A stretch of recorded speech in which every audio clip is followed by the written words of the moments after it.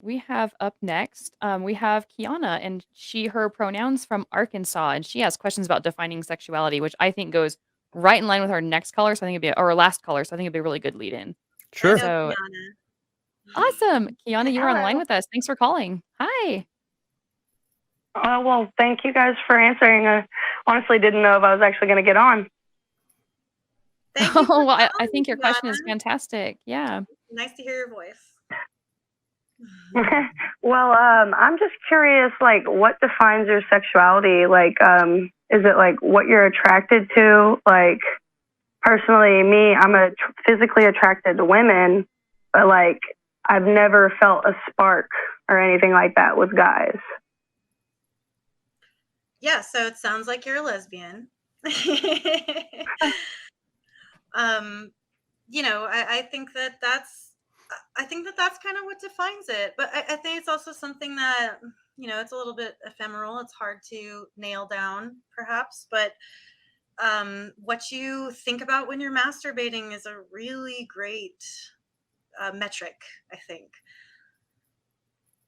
I think also remembering Well, that sexuality can be really fluid. Oh, go ahead. Yes. No, yeah, I was just about to say that. Like, I've always entertained the idea of fluid sexuality, that it's not like a defined metric. Yeah, and really, you're the only one who gets to decide what your sexuality is. From the outside, like we do have these agreed upon definitions of these words, and it's nice when we can all play nice with each other and communicate in ways that we can actually understand with one another. So when somebody exclusively dates men and then refers to themselves as a lesbian, from the outside, we start to feel like, okay, maybe you're just fucking with me. But that doesn't by any means mean that simply dating a man no longer or like nullifies your lesbian identity. Ultimately, your identity is yours, and you're the one who gets to communicate that to the outside world. And you're not being disingenuous if you are perhaps a little fuzzy about it, if you are perhaps playing around with some of those ideas, because they are very fluid. And even if they weren't a moving target, it's very, very hard to see clearly. It's very difficult to look at ourselves with any level of objectivity. I mean, half of the great work in psychology and philosophy really is about that very notion, and that's okay. These words are adjectives. They're not boxes. They don't have to be nailed to you. They're just a loose and vague way of describing you. Yeah, and I think a lot of I love the way you put that.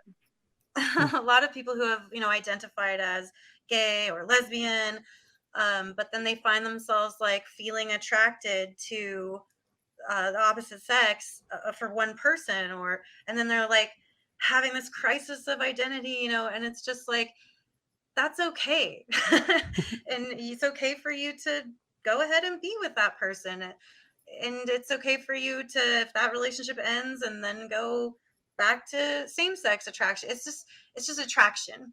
And whatever that attraction you're feeling at that time, it doesn't mean you're not who you think you are. It's just a little, these things are a little wonky, or they can be. Yeah, and it's interesting to add, like, there. I appreciate you guys answering my question, by the way. Oh yeah, anytime, anytime. I know it's really complicated, and there was even a question in chat about it, like, can a person be attracted to a man but only fall in love with women? And that's actually a really, really good question in line with exactly what you're asking is, your sexuality really is what you define it as, and who we love, who we're attracted to, who we want to be romantic with, who we want to be sexual with. It can be a hodgepodge and mix of people.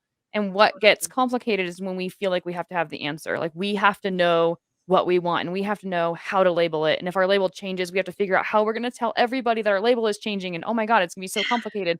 But really, what it comes down to is just label it if you want to. Don't feel like you need to, right? And then if it changes, don't be ashamed that it's changing, because we could be one thing at one stage in our life and something completely different in the next.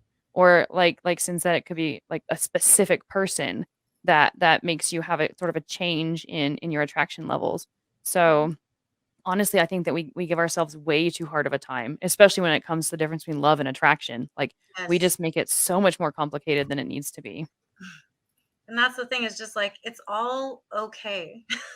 Just, Yeah, that's really what it comes down to is everything is fine. It's just fine. And it's nice if we can talk about it, and having shared language makes talking easier, and talking is nice. But that's as far as it goes. It's nice. It's pleasant to be able to share these things with ourselves, and to use Mhm. words to do it. But those words are just a tool. You don't owe them anything. Right.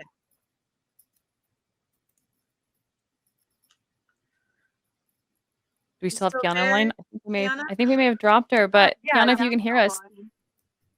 on. Awesome. Did you have any questions for us? Any more questions? I mean, a little off topic, but I was thinking about it the other day. So, Sinn, have you ever been on set and had the cameraman get like a boner? And like, how does that even go down? Well, I mean, when I'm on set with my husband is like 95% of the time, yes. But because he's Yeah, I the was going to say, cameraman. she married her cameraman, right? Yeah. But when I'm on sets for other people, I have to tell you that if they're professionals and they've been doing this for a number of years, it's highly unlikely they're going to get a boner because it can become another day at the work. You know what I mean? Like it's just another day at the job, and they're not looking at it uh, for that sort of erotic satisfaction. They're just like, this is what I do for a living. And so it's very compartmentalized. So I don't think it happens too often. And if it does or has, I am blessed to not notice. Consummate professionals. Yeah, Yeah. I was just thinking that could have got a little awkward, but of course, if they're professional.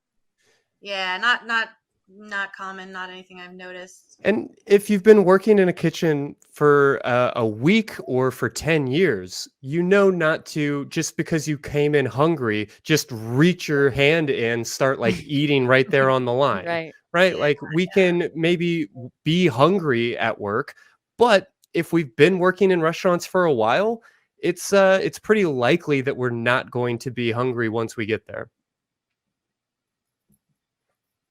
I like your Awesome. metaphor for that. Yeah, it's a good one. Yeah, thank you for the call, Kiana. I really appreciate it. And those are some really good questions.